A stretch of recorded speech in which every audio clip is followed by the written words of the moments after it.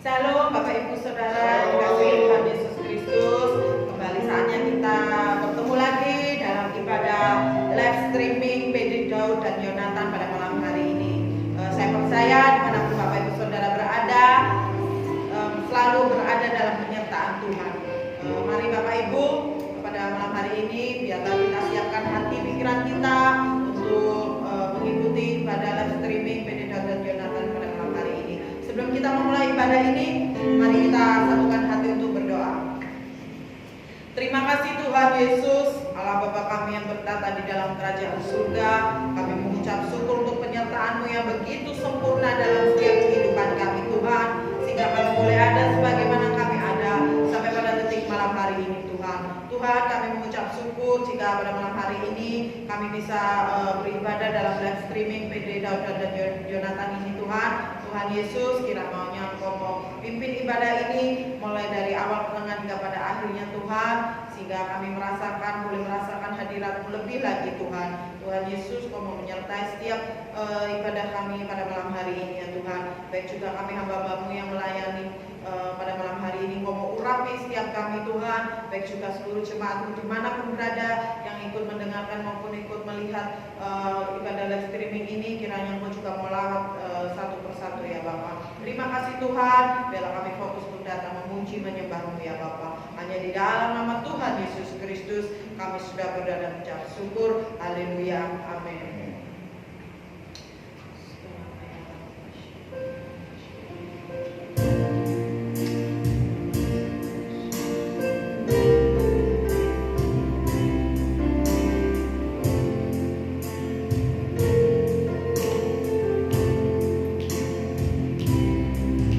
Sepenuh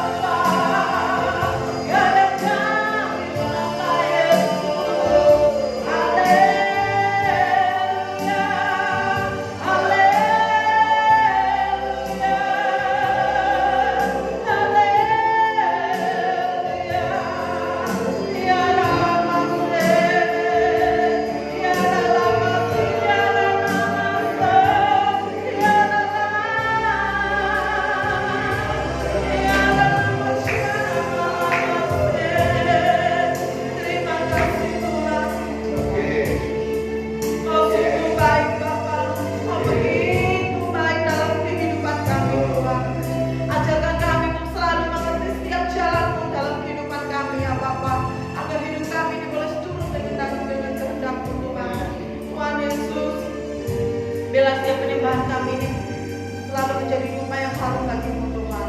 Tuhan, sebentar kami akan mendengarkan firman-Mu dari hamba-Mu Tuhan. Biarlah Kau urapi hamba-Mu lebih lagi Tuhan. Tuhan Yesus, Kau tahu perkataan firman-Mu dalam hidup hamba-Mu Tuhan.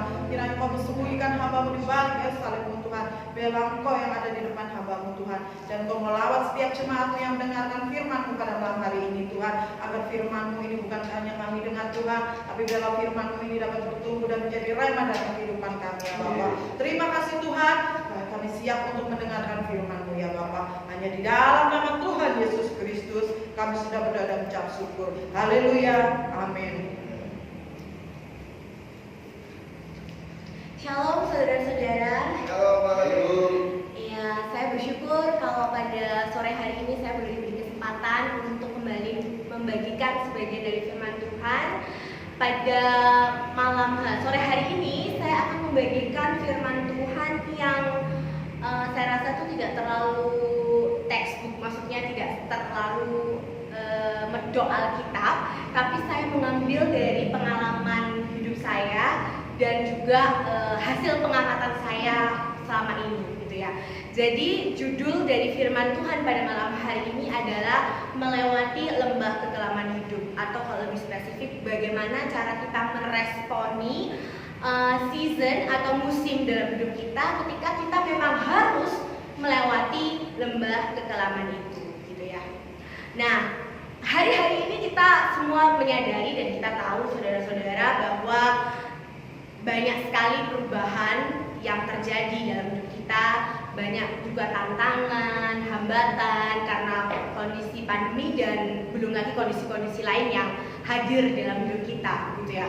Dan seringkali di dalam firman Tuhan, di dalam Mazmur pasal 23 itu kalau kita itu adalah sebuah perikop yang sangat terkenal ya mengenai Tuhan adalah gembalaku.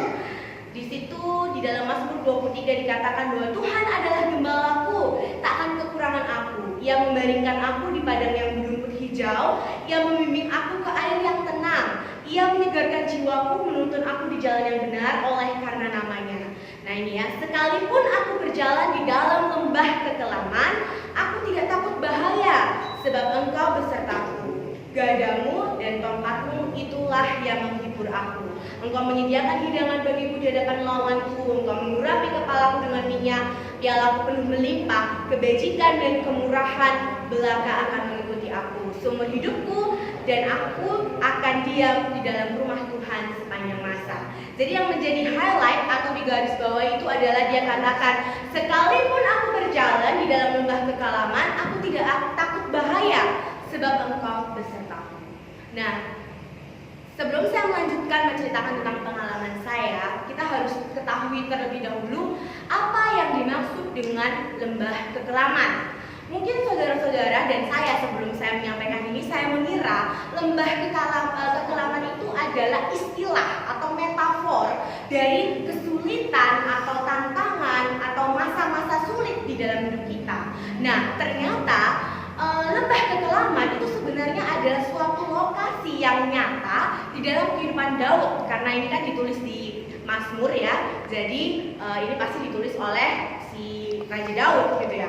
Pada saat lembah kekelaman ini sebenarnya adalah yang dimaksud adalah En-Gedi, yaitu suatu tempat di mana kalau kita mau pergi ke Israel harus melewati itu. Nah, si Daud ini sering mengalami beberapa masa nggak enak di mana dia dikejar-kejar oleh Saul dan juga anaknya Absalom, dan dia harus melalui si En-Gedi ini. Jadi En-Gedi ini itu tempat yang kita nggak bisa lihat depannya seperti apa, belakangnya seperti apa, jadi kita tidak bisa menerka-nerka seperti apa. Orang yang melalui tempat itu tuh udah kayak takut, was-was, apalagi kalau kita tahu kalau kita ini sedang dikejar-kejar oleh musuh yang ingin membinasakan kita, seperti itu ya. Jadi En-Gedi itu adalah lokasi yang mencekam, penuh dengan ketakutan, yang kita tidak bisa lihat depan ataupun belakangnya. Itu yang disebut lembah kekelaman oleh Daud di dalam Mazmur 23.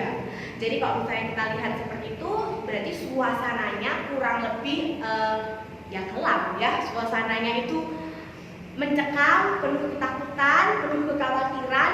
Sepertinya kita maju salah, mundur salah, tapi kalau nggak maju dikejar orang, kalau mundur ketangkap. Jadi intinya nggak ada yang enak.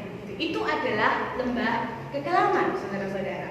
Hari-hari ini saudara dan saya, apalagi mungkin anak-anak muda yang sudah sangat terekspos dengan media sosial, itu mungkin sekarang lebih aware atau lebih paham tentang yang namanya kesehatan mental, ya. Jadi tubuh itu bisa sakit, tapi jiwa atau mental saudara dan saya itu juga bisa kena sakit, gitu ya.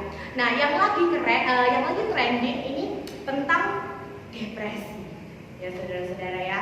Saya akan jelaskan tentang depresi secara sederhana, secara singkat, yang mungkin selama ini saudara mengalaminya tetapi tidak bisa menemukan istilah yang tepat untuk menggambarkan kondisi atau situasi Anda. Depresi itu adalah suatu gangguan ya, penyakit mental ya yang dialami seseorang. Ciri-cirinya seperti apa? Kalau nggak bisa tidur, kebanyakan tidur, antara dua itu ya, tiba-tiba ya. Jadi ini berbeda. Misalnya saya biasanya itu bisa tidur nyenyak, ini tiba-tiba insomnia, nggak bisa tidur. Terus misalnya hilang nafsu makan atau malah kepikir makan terus gitu ya. Ketiga, mulai kehilangan minat terhadap hal-hal yang biasanya Anda suka lakukan. Misalnya biasanya suka nongkrong, suka hangout sama teman, tiba-tiba menarik diri, menutup diri, telepon teman mungkin di reject gitu ya. Jadi nggak mau keluar, nggak mau pergi sama teman-teman gitu ya. Kemudian mulai muncul pikiran untuk mengakhiri hidup atau malah sudah mencoba melakukan bunuh diri gitu ya saudara ya. Terus ada constant feeling yang kayak sedih gitu ya, emosinya itu negatif gitu ya saudara, dan banyak lagi. Dan yang paling utama adalah ciri-ciri yang saya sebutkan ini harus ada konsisten dalam hidup saudara minimal 2 minggu.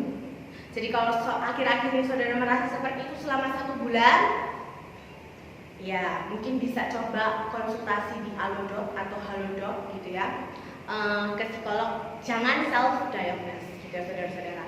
Orang yang berada di dalam lembah kekelaman itu seperti orang yang depresi.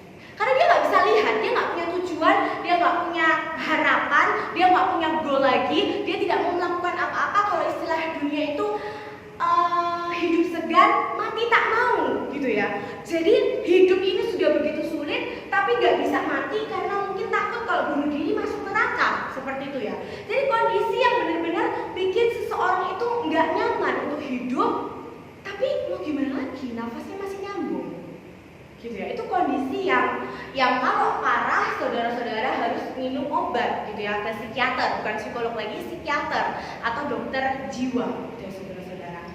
Kondisi depresi ini banyak sekali dialami oleh orang-orang di dunia. Bahkan banyak artis yang akhirnya memutuskan untuk mengakhiri hidupnya karena depresi. Saudara bisa lihat orang depresi itu wajahnya seperti apa? Mereka tersenyum, tapi deep down dalam hatinya mereka itu sudah layu gitu ya saudara-saudara. Itu adalah kondisi yang sangat-sangat tidak bisa dikendalikan oleh orang itu. Dalam kehidupan saya, Tuhan mengizinkan saya untuk mencicipi lembah kekelaman itu seperti apa gitu ya saudara-saudara ya.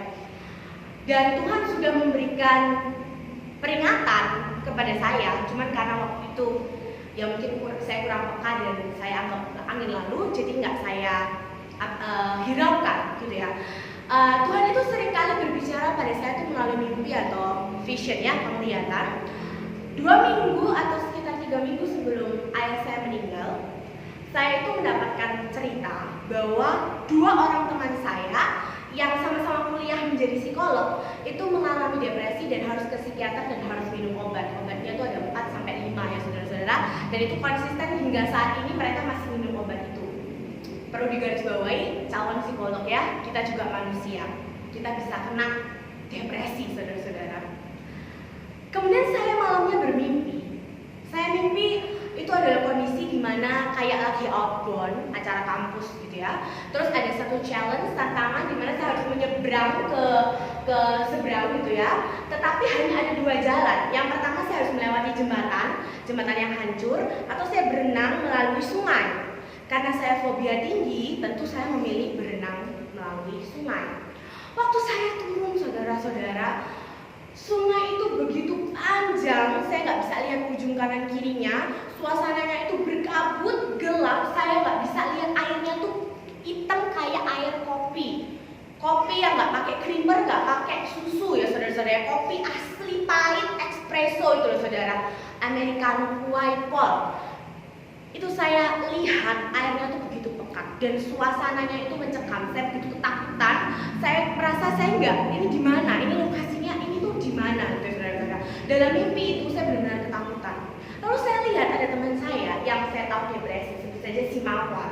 Ini lagi berdiri di pinggir sungai, lagi melihat air sungai.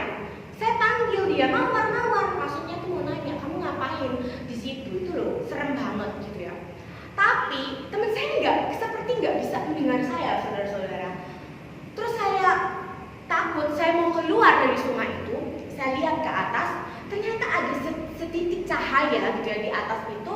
Lalu dari cahaya itu saya bisa lihat ada dosen saya, ada teman-teman saya. Dia teriak, Becky, ayo, sini. Mereka tuh mau tolong saya, mereka ulurkan tangan mereka. Saya mau naik, saya mau manjat, terus saya noleh lagi ke Mawar, ayo itu. Mereka mau nolongin kita, ayo kita keluar dari sini. Karena kondisinya tuh benar-benar kayak film horor, saudara-saudara ya. Tapi dia nggak bisa dengerin saya. Tapi saya keluar dari lembah kekelaman itu. Waktu itu saya bingung, saya refleksikan, Tuhan ini maksudnya apa? Apakah saya harus mungkin menginjili dia gitu ya, karena memang dia bukan anak Tuhan gitu ya, atau apa yang harus saya lakukan? Cuman saya abaikan, saudara-saudara ya, seperti biasalah. Lalu 2 minggu kemudian papa saya meninggal. Saya harus ujian himsi, tesis seperti yang sering kali saya ceritakan, saya lupa. Setelah saya lulus bulan September, dimulailah lembah kekelaman itu saya hampiri, saudara-saudara ya. Kondisi saya itu ya, mood saya itu bisa sehari itu bisa sepanjang hari saya bisa nangis. Atau malam tuh saya nangis dari jam 1 sampai jam 4 subuh, baru saya berhenti menangis gitu ya. Rambut saya saudara-saudara ini mungkin karena kelihatan agak tebal itu karena dia ngembang kayak singa ya. Sebenarnya kalau saudara pegang rambut saya ini tipis banget saudara. Kalau misalnya rontok, itu rontoknya tuh ibarat kayak orang yang di kemo gitu ya. Lebih dari 100 lembar gitu ya saudara ya. Dan saya itu nggak mau makan gitu ya. Tidur saya itu kayak jam 4 pagi saya baru tidur gitu ya. Terus saya hidup itu karena ya tadi saya bilang hidup karena kebetulan aja nafas gitu. Dan kembali ya skenario untuk bunuh diri itu tetap ada. Kalau pengen ketemu orang tua, tapi kalau bunuh diri nanti ketemunya Mbak Kunti dan kawan-kawan ya kan. Jadi saya takut, saya nggak mau gitu ya. Saya nggak mau gitu. Kondisi itu tuh saya alami ya, bukan karena saya bukan anak Tuhan ya. Ini yang saya mau garis bawahi. Saya anak pendeta saudara-saudara. Saya mengerti firman Tuhan. Saya suka worship. Saya suka menyanyi. Saya suka dengerin lagu rohani. Saya suka dengerin khotbah ya saudara-saudara ya. Saya sering baca kata-kata pengharapan, kata-kata quotes indah yang luar biasa. Parahnya, saya juga psikolog saudara-saudara ya. Saya mengerti apa yang harus saya lakukan. Mungkin saya harus terapi menulis diary, atau saya harus relaksasi, atau saya harus melakukan hal-hal yang menyenangkan. Saya tahu semuanya saudara. Ada di otak saya saudara-saudara. Tapi itu nggak bisa tolong saya. Ya. Saya terus merasa di dalam kondisi seperti itu. Kemudian minggu lalu kayak hari Kamis atau hari Jumat, Om Wanho WA, Rep, minggu depan kamu yang bawa firman. Dalam hati saya ajak balas, oke Om, dalam hati aku mau firman. Orang hidup mati segan, hidup tak mau begini gitu kan. Apa yang mau saya sharingkan? Saya mau sharingkan saudara-saudara harus beriman. Saya gak punya iman. Saudara-saudara harus bersuka cita, nangis setiap hari. Apa yang mau saya sharingkan saudara-saudara? Ya, saya tahu Tuhan itu seperti ingin merangkul saya, ingin ngomong balik gitu ya. Tapi saya abaikan karena saya lelah, saudara. Setiap hari saya bangun, saya nggak punya tenaga, capek gitu ya. Saya merasa nggak ada seorang pun yang mengerti saya, dan kalau saya cerita saya kayak gini, malu dong anak pendeta sih, saya sama siapa? Apakah cerita sama stranger melalui aplikasi-aplikasi online? Saya coba, saudara, itu nggak bisa menolong. Kira-kira kenapa? Gitu ya. Kenapa saya harus melalui lembah kekelaman yang saya nggak tahu depan belakang ini seperti apa? Kenapa Tuhan izinkan lembah kekelaman ini saya cicipi, gitu ya? Kenapa? Saya merasa apa yang saya alami itu nggak mungkin saya alami sendirian. Saya yakin banyak orang atau mungkin Anda yang saat ini mendengarkan saya itu mengalami hal yang serupa. Mungkin saudara sudah ke gereja setiap hari, baca Alkitab renungan setiap hari, gitu ya. Tapi perasaan ya, emosi ini tuh nggak bisa dikontrol, nggak bisa dikendalikan. Saudara tahu bagaimana Yesus menyembuhkan banyak orang, menolong banyak orang, tapi saudara tidak merasa tertolong. Why? Kenapa? Tapi satu hal yang mau saya kasih tahu saudara, kalau saudara pernah mengundang Yesus hadir di dalam hidup saudara, saudara punya jaminan keselamatan itu, ya, keselamatan secara jiwa, fisik itu Tuhan itu menjadi bagian dari asuransi Anda ketika Anda pertama kali memutuskan untuk menerima Yesus. Bagaimana saatnya akhirnya saya bisa berdiri di sini dan berkhotbah dengan tersenyum bahagia, ya. Jadi pada hari Senin udara itu sangat mendung ya saudara, saya juga bingung saya mau khotbah apa gitu kan. Aslinya mau jalan-jalan tapi batal karena teman saya ketiduran, ya. Lalu saya dengerin musik random. Nah, ternyata ada satu lagu yang terngiang-ngiang di dalam pikiran saya yang ternyata kayaknya nggak banyak orang tahu tapi sebenarnya itu populer. Itu lagu yang tadi mau saya nyanyikan itu ya. Judulnya itu saya lupa. Sedalamnya hatiku kau pun tahu ya. Jadi itu yang nyanyi Sydney Muhede dari Giving My Best ya. Lagu itu terngiang-ngiang di otak saya. Saya potong ayam, saya potong daun bawang, saya potong wortel, sedalamnya hatiku kau pun tahu. Di otak saya muter gitu terus. Saya tepungi ayam saya, sedalamnya hatiku kau pun tahu.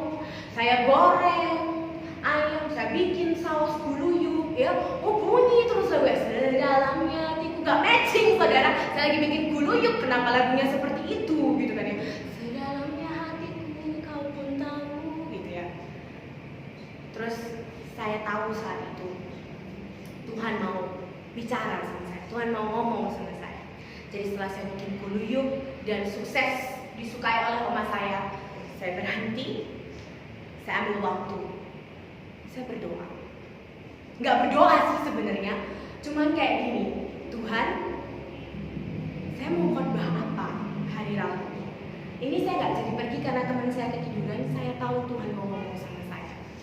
Saya tahu selama ini saya ini nakal gitu ya, nggak mau deket-deket sama Tuhan karena saya takut kecewa, karena saya takut kalau saya berharap sama Tuhan terus nanti saya nggak ditolong, iman saya makin kayak terjun payung, turun terus nggak naik gitu kan. Saya takut, saya penuh dengan ketakutan, ide-ide yang nggak penting itu memenuhi pikiran saya. Lalu Tuhan ingatkan saya, siapa dalam hidup? Tuhan adalah gembalaku, gitu kan ya. Tuhan gembalaku. Gitu. Lalu Tuhan ingatkan mimpi saya. Saat kamu berada di dalam lembah kekelaman, kamu masih bisa lihat cahaya. Itu adalah jaminanmu sebagai anak Tuhan. Itu jaminan saudara dan saya karena pernah mengundang Yesus untuk hadir dalam hidup kita. Cahaya. Dalam kondisi apapun, kita akan selalu bisa menemukan cahaya itu. Meskipun kita menjauhkan diri dari Tuhan, ada di ayatnya di Mazmur ya, kemanakah aku harus pergi, menjauhi rohmu, Tuhan itu akan bisa menangkap kita, gitu, kemanapun kita pergi. Karena itu sudah menjadi asuransi. Tuhan akan kejar kita. Karena dia adalah gembala yang akan selalu mencari dombanya yang hilang. Jadi gembala akan membawa kita keluar dari lembah itu dan menyertai kita. Asalkan dua hal, saudara mau percaya dan berserah. Pertanyaannya, apakah saudara itu percaya dan berserah? Banyak sekali ayat di dalam firman Tuhan yang mengatakan bahwa serahkanlah segala kekhawatiranmu kepadaku. Ya kan? Tuhan berkali-kali ngomong kayak gitu ke kita. Salah satu ayatnya itu ya, tapi ada juga di 1 Petrus 5 ayat 7 ya. Serahkanlah segala kekhawatiranmu kepadanya sebab Dia yang memelihara, gitu kan. Lalu apa dasarnya aku percaya bahwa walaupun saat ini aku gak bisa lihat ujung depan atau belakang, tapi Tuhan tuh gak akan meninggalkan aku, gak akan bikin aku tuh lebih sengsara lagi? Karena di dalam Yeremia 29 ayat 11 dikatakan dengan jelas bahwa rancangan yang ada sebab aku ini mengetahui rancangan-rancangan apa yang ada padaku mengenai kamu dan saya. Demikianlah firman Tuhan, yaitu rancangan damai sejahtera dan bukan rancangan kecelakaan, untuk memberikan kepadamu hari depan yang penuh harapan. Jadi kalau saat ini saudara dan saya berjalan di dalam lembah kekelaman dan merasa gak punya arah, bagaimana respon kita? Yang pertama adalah percaya, dan yang kedua adalah kita berserah. Jangan kayak saya, saudara. Jangan kayak saya yang sukanya lari-lari, sukanya kabur-kaburan, sok-sok kuat padahal mari gitu rambutnya rontok. Ya, saudara. Jangan. Kita ini manusia. Saya lemah, saudara lemah, tapi Roh Kudus yang menguatkan kita. Makanya kita harus percaya dan juga berserah, ya saudara-saudara ya. Jadi saya merasa bahwa saya mikir, Tuhan ngapain sih saya khotbah kayak gini, kok kayaknya apa ya, terlalu dark gitu loh temanya, gelap gitu ya saudara ya. Maksudnya kan orang harus khotbahnya penuh pengharapan gitu. Loh, tapi lembah kekelaman itu nyata. Dan dalam fase hidup Anda akan melalui lembah-lembah kekelaman versi Anda sendiri.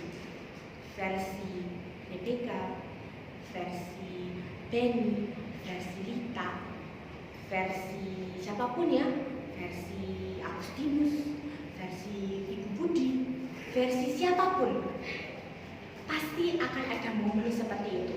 Ingat, ketika saudara ada di dalam momen itu, kuncinya itu dua, saudara-saudara, percaya dan berserah. Izinkan diri Anda untuk percaya dan izinkan untuk berserah. Karena apa? Karena rancangan yang Tuhan punya tentang kita, it is good, all is well. God is good all the time. Saya berdoa supaya saudara-saudara bisa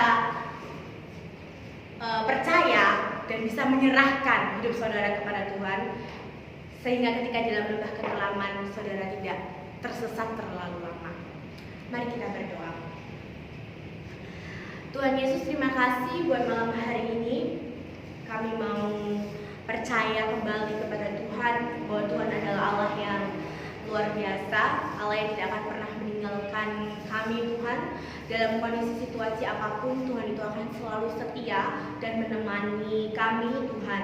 Biar itu boleh kami ingat, sehingga di dalam season, setiap musim dalam hidup kami tetap boleh berjalan di dalam jalan-Mu, jalan yang telah Tuhan pilihkan, jalan yang Tuhan kehendaki, Tuhan Yesus.